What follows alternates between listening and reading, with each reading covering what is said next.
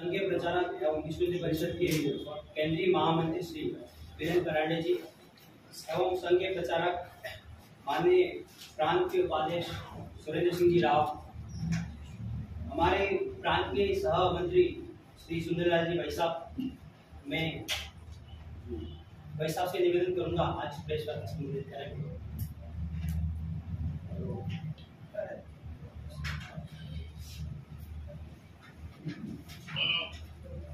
सभी को नमस्कार। पूर्ण देश भर में अभी बजरंग दल की शौर्य जागरण यात्राओं का दौर चल रहा है और जिन राज्यों में चुनाव है वहां पे थोड़ी ये यात्राएं पहले संपन्न हो रही है और जहां पर चुनाव नहीं है ऐसे अधिकतर राज्य हैं तो वहां पर 30 सितंबर से 14 अक्टूबर ऐसे यात्राएं चलेगी। अपनी कल्पना है कि पूर्ण देश भर में एक 8000 प्रखंडों तक और लगभग 80 से 90 हजार गांवों तक बजरंग दल की ये शौर्य जागरण यात्राएं जाए और अपने युवा वर्ग यह देशभक्ति, समाज सेवा और चारित्र्य के भाव से ओतप्रोत हो जाए, ये हेतु है। साथ ही में यह वर्ष विश्व हिंदू परिषद का 60वीं पूर्ति वर्ष है, यानी इस जन्माष्टमी को 60वें वर्ष में विश्व हिंदू परिषद ने प्रवेश किया है। तो अगले वर्ष के जन्माष्टमी तक यह वर्ष चलेगा। अभी इसलिए कार्य के विस्तार का विषय ये एक बहुत महत्व का विषय हमारे लिए है। लगभग अपना काम हम इस वर्ष भर में 1 लाख गांवों तक लेके जाने का प्रयत्न करेंगे। और अभी विश्व हिंदू परिषद में तो सदस्यता यह शब्द प्रयोग नहीं है, हम लोग हितचिंतक यह शब्द प्रयोग करते हैं। आज विश्व हिंदू परिषद के हितचिंतक 72 लाख है पूर्ण देश भर में। उसको हम 1 करोड़ तक कैसे लेके जाएंगे, यह एक हमारा दूसरा प्रयास रहेगा। समाज का जो कमजोर वर्ग है, वंचित वर्ग है, तो उसमें विश्व हिंदू परिषद लगभग 4800 से ज्यादा सेवा कार्य चलाता है। यानी वो स्वास्थ्य के क्षेत्र में है, शिक्षा के क्षेत्र में, आर्थिक स्वावलंबन है, महिला सशक्तिकरण है। ये अभी हमारे जो सांगठनिक जिले हैं वो लगभग 1000 जिलों तक, सांगठनिक जिले, रेवेन्यू डिस्ट्रिक्ट्स तो कम है, तो वहां तक वो लेके जाने का यानी दुगना करने का हमारा संकल्प पूर्ण देश भर में है। 2-3 विषय है कि जिसके ऊपर हम अधिक ध्यान केंद्रित करेंगे। एक तो सरकारी नियंत्रण से मंदिरों की मुक्ति और अधिक से अधिक राज्यों में और केंद्र में ये प्रयास कि धर्मांतरण विरोधी कानून आना चाहिए। गोरक्षा के भी कानून के लिए हम लोग प्रयास कर रहे हैं। तो यह भी विषय इस नए वर्ष में हमारे ध्यान देने के रहेंगे। और जो तीसरा महत्व का विषय है कि जनवरी माह में 20 जनवरी से 24 जनवरी इन 4-5 दिनों में ही अयोध्या जी में भगवान श्री राम लला जी के प्राण प्रतिष्ठा का कार्यक्रम संपन्न होगा। निश्चित तिथि श्री राम जन्मभूमि तीर्थ क्षेत्र जो न्यास है वह घोषित करेगा।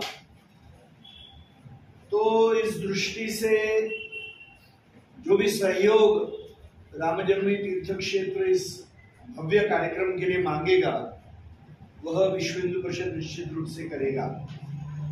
अपना लक्ष्य है कि केवल राम जन्मभूमि के मंदिर में ही राम जी विराजमान न हो, तो देश के जन जन के हृदय में भी राम जी विराजमान हो। तो हिंदू समाज अंदर से निर्दोष बने और जैसे भगवान श्री राम जी ने जीवन भर बुराई के विरुद्ध संघर्ष किया, तो यहाँ पर भी अपना समाज उस भावना से ओतप्रोत हो सामाजिक समरसता के भाव से और जो अनेक चुनौतियां हिंदू समाज के सामने हैं तो उसके विरुद्ध लड़ने के लिए वो सिद्ध हो, या इस प्रयास के लिए भी हम देश भर में राम जन्मभूमि के इस प्राण प्रतिष्ठा के निमित्त एक बहुत बड़ा जागरण करने का सोच रहे हैं।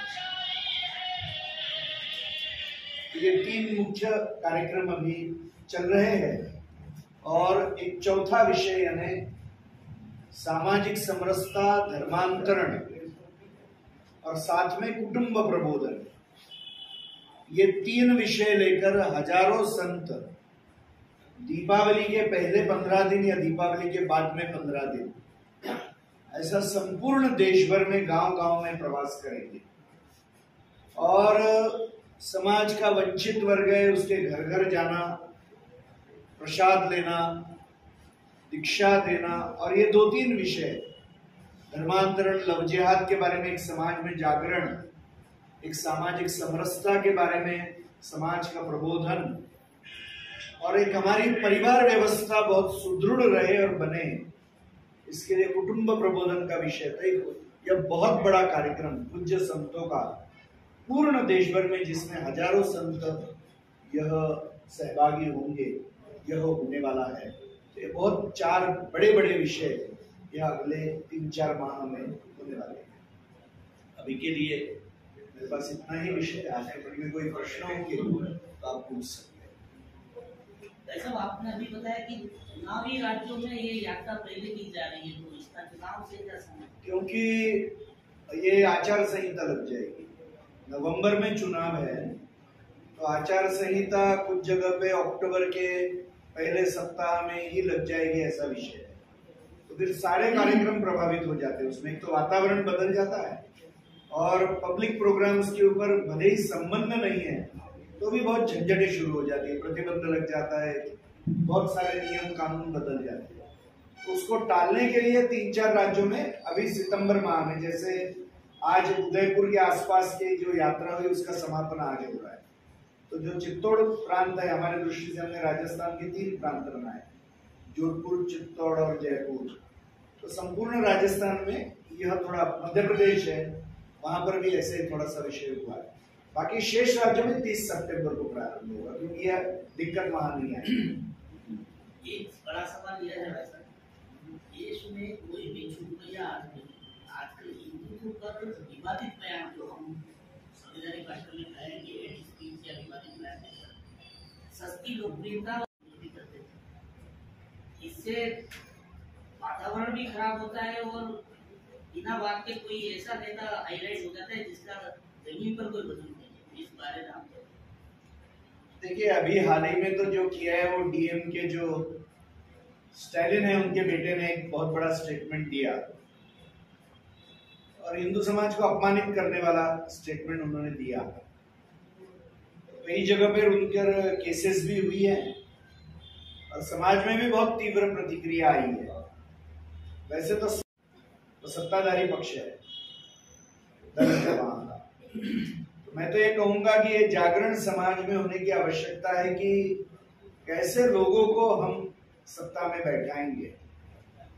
हिंदू हित के विरुद्ध जो विचार करेगा उसमें सत्ता में बैठना नहीं चाहिए, क्योंकि हिंदू हित ही देश का हित है, ये मानने वाले हम है। यही वातावरण बने, यह भी हम चाहते हैं।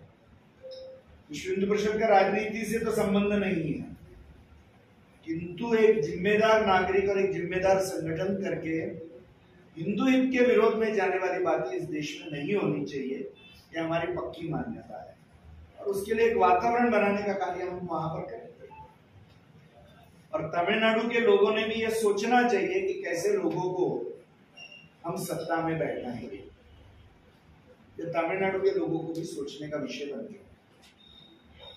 ये विरोध जो हुआ ना, ये पब्लिक की ओर से तो हुआ है, लेकिन विश्व हिंदू परिषद की ओर से डायरेक्ट क्या बहुत जगह पे सारे प्रांतों में प्रेस कॉन्फ्रेंसेस हुई है और सैकड़ों संतों ने प्रत्यक्ष प्रतिक्रियाएं दी है, जिसका बहुत बड़ा अपनी एक शिष्य वर्ग है, बहुत बड़ा अपना प्रभाव क्षेत्र है। अनेक जगह पर केसेस हुई है पूरे देश भर में, और एक बहुत बड़ा जागरण का अभियान तमिलनाडु में चल रहा है अभी, क्योंकि वहाँ लोकलाइज्ड है। बहुत जगह समझ नहीं पाए, तो सोशल मीडिया और इसके कारण से ज्यादा देश में पता चला। तो डीएमके की जो चिंतन है, जो पार्टी है, वह तो इसी तरह का यानी बकवास मैं कहूँगा कि 50-60 सालों से करते आ रहे। कम्युनिस्ट विचारधारा मूलतः उसके मूल में कि जो किसी धर्म को ही मानते नहीं। सही कहना चाह रहा था कि अगर परिषद रेप पर डायरेक्ट अगर कानूनी कार्रवाई करती है तो उसका इम्पैक्ट अलग जाता है सनातन लोगों के लिए। जैसा मैंने कहा, कई जगह पे केसेस हुई है, और केसेस हुए तो उसका ये भी होगा, कोई ना कोई असर होगा ही निश्चित रूप से। वो से मतलब खुद के सामने नहीं आती ऐसा ही नहीं, मैंने कहा ना, सारे प्रेस कॉन्फ्रेंसेस हुई है सब जगह पर, सब जगह पर हुई है। अभी आप लोग, मैं जो कह रहा हूँ छाप दो तो विश्व हिंदू परिषद सामने आ जाएगी, आप लोगों के हाथ में है ना। मंदिर को सरकारी नियंत्रण से मुक्ति की बात नहीं आपने, तो आपके पास क्या कारण की बात है, ट्रस्ट बनेगा? देखिए, अभी कर्नाटक सरकार ने घोषित किया था कि सारे मंदिर वो हिंदू समाज को सौंपेंगे, और वैसा ही अभी मध्य प्रदेश सरकार ने भी घोषित किया है। सबके सामने चुनौती यह है कि कौन स्वीकारेगा ये मंदिर, क्योंकि उत्तर भारत के दो प्रांतों में बहुत कम मात्रा में सरकारी नियंत्रण में है, यहाँ पर भी है मगर कम मात्रा में। मगर दक्षिण भारत में एक एक राज्य में 30-30, 40-40 हजार मंदिर सरकारी नियंत्रण में है। तो हमने एक उसका मॉड्यूल बनाया हुआ है, कुछ सुप्रीम कोर्ट के वकील, कुछ हाई कोर्ट के चीफ जस्टिस रिटायर्ड, बाद में कुछ संत और विश्व हिंदू परिषद के कार्यकर्ता ऐसे बैठकर एक थिंक टैंक बना हुआ है। कर्नाटक में वो अवसर नहीं मिला, इलेक्शन के रिजल्ट जैसे आए, तो कहां ना कहां एक प्रयोग होने की आवश्यकता है अभी। ये हजारों मंदिर कैसे स्वीकारे जाएंगे, और हम यह दो प्रकार की बातें चाहते हैं कि हिंदू धन का उपयोग हिंदू काम के लिए होना चाहिए, क्योंकि भक्तों ने मंदिर में दान दिया है, तो अहिंदू कामों के लिए नहीं होना चाहिए, हिंदू धर्म के प्रचार के लिए होना चाहिए। और दूसरी बात है कि समाज के हर वर्ग की सहभागिता मंदिरों के संचालन में होनी चाहिए। ये दो बातें बहुत बड़ी विषय है। तीसरा विषय इसके साथ में जो ध्यान देने का है, नहीं तो पुनः पाला यानी कोर्ट या सरकार के पाले में चला जाएगा विषय है कि हमको डिस्प्यूट रिजोल्यूशन यानी कोई झंझटें होती है, विवाद होते हैं, उसको कैसा सुलझाएंगे, इसकी एक यंत्रणा देनी पड़ेगी। तो ये तीनों बातें सोचकर कुछ मॉडल बना हुआ है। तो किसी एक राज्य में उसका प्रयोग जब होगा तो उसमें क्या, क्योंकि इसको पब्लिक डोमेन में रखना पड़ेगा, क्योंकि समाज को संभालना तो समाज के इसके बारे में कुछ मत होंगे, और सेवा के कार्य, धर्म के प्रचार के कार्य, ये सारे विषय इसमें रहेंगे। तो सरकार ने इसको नियंत्रित किसी भी तरीके से नहीं करना। हाँ, जो कानून है वो तो कानून अपना काम करेगा, जैसे सभी जीवन के अंगों के ऊपर करता है, किंतु सरकार या कोर्ट मंदिरों को नहीं चलाएगा, ये इसका मूल उद्देश्य। तो एमपी में ये मॉड्यूल शुरू हो सकता था बीजेपी की सरकार, अभी उन्होंने घोषित किया है, अब प्रयोग करेंगे, देखते क्या होता है। उन्होंने घोषणा की है। एमपी में तो पहले भी 1-2 बार प्रयोग हो चुका था, मगर उस समय हमारी भी तैयारी नहीं थी। अरे बहुत बड़ा विषय है, हजारों मंदिरों का कितने ट्रस्टी, कहाँ से ट्रस्टी आएंगे, उसका संचालन, संप्रदाय अलग अलग है, बहुत सारे विषय इसमें, इतना आसान विषय नहीं है। और ब्रिटिशों के समय से ये चल रहा है, तो एक तंत्र समाज में निर्माण करना एक बहुत बड़ी चुनौती, उसी के लिए ये काम हुआ। सर, पाकिस्तान में भी इसका उल्टा देखने को मिल रहा है, वहाँ तो मंदिर तोड़ने की मुहिम चलाई जा रही है, उसके लिए भी क्या हो सकता है?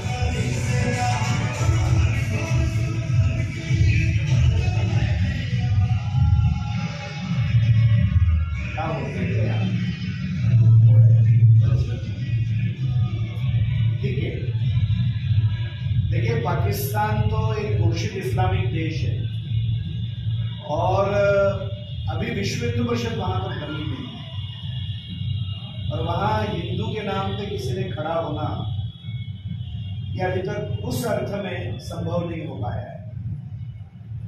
और जो सीए का कानून आया वो इसी के लिए आया था कि जहां पर हिंदू सुरक्षित नहीं है अपने धर्म, अपने परिवार, अपनी संपत्ति की दृष्टि से, और मूल रूप से पाकिस्तान, बांग्लादेश और अफगानिस्तान, तो यदि वो चाहे तो भारत में आकर सुरक्षित हो सकता है। तो ऐसे हिंदू, जैन, बौद्ध, सिख, ऐसे जो वहां पर वो सारे के सारे माइनॉरिटीज है, तो उनको सुरक्षा सम्मान मिले, इसके लिए सीएए का कानून बना था। दुर्भाग्य से अनेक राजनीतिक दलों ने उसका विरोध किया। अभी पाकिस्तान में रहकर वहां काम करना की बहुत कठिन स्थिति है, क्योंकि वहां सरकार, कानून, संविधान, पुलिस, समाज, सब कोई हिंसा में विश्वास करके अल्पसंख्यकों के ऊपर अत्याचार कर रहे हैं। आए दिन महिलाओं के ऊपर अत्याचार हो रहे हैं, मंदिर टूट रहे हैं, हत्याएं हो रही है, और ये बहुत ही यानी दर्दनाक स्थिति हिंदू समाज की पाकिस्तान में आज है। और इसलिए आबादी भी कम हुई, इसलिए जो अनेक लोग शरण लेकर राजस्थान भी आए हैं। तो पिछले कुछ वर्षों में विश्व हिंदू परिषद के प्रयत्न से 3,500 से ज्यादा पाकिस्तानी हिंदुओं को यह नागरिकता दिलाने का काम विश्व हिंदू परिषद ने किया है। जो राजस्थान में पूरा जोधपुर का जो सारा क्षेत्र है वहां पर, और मुख्य रूप से जो आए हैं बंधु भगिनी, वो अनुसूचित जाति और अनुसूचित जनजाति के हैं। तो आज भारत में जो एक जय भीम जय मीम वाला विषय चल रहा है, उनके लिए सबक है कि क्या होता है, रियल जीवन क्या है, ये पाकिस्तान दिखा रहा है। ये केवल झूठ की बात है, जय भीम वाली, ये बहुत झूठ की बात है। सत्य क्या है ये पाकिस्तान का आचरण बता रहा है। कनाडा में पाकिस्तान का जो अभी कुछ रोल देखने को मिल रहा है, भारतीयों पर भी एक नया संकट आ रहा है, खासकर आतंकवाद को लेकर। देखिए, खालिस्तानी जो विचारधारा है, जो भारत से अलग होना चाह रही है, ऐसे लोगों की विचारधारा है, तो उनके लिए कनाडा ये एक बहुत बड़ा केंद्र अभी बना हुआ ऐसा दिख रहा है। और इसलिए चिंता का विषय भारत के लिए, अपने सभी के लिए एक चिंता का विषय कि ऐसे विचार को वहां पर एक जगह मिल रही है। तो मुझे लग रहा है कि अभी भी एक विवाद बहुत बड़ा चल रहा है, दुर्भाग्य से भारत और कनाडा के बीच में ऐसे विषयों को लेकर। तो यह तो सोच जो कनाडा की चल रही कोई योग्य नहीं।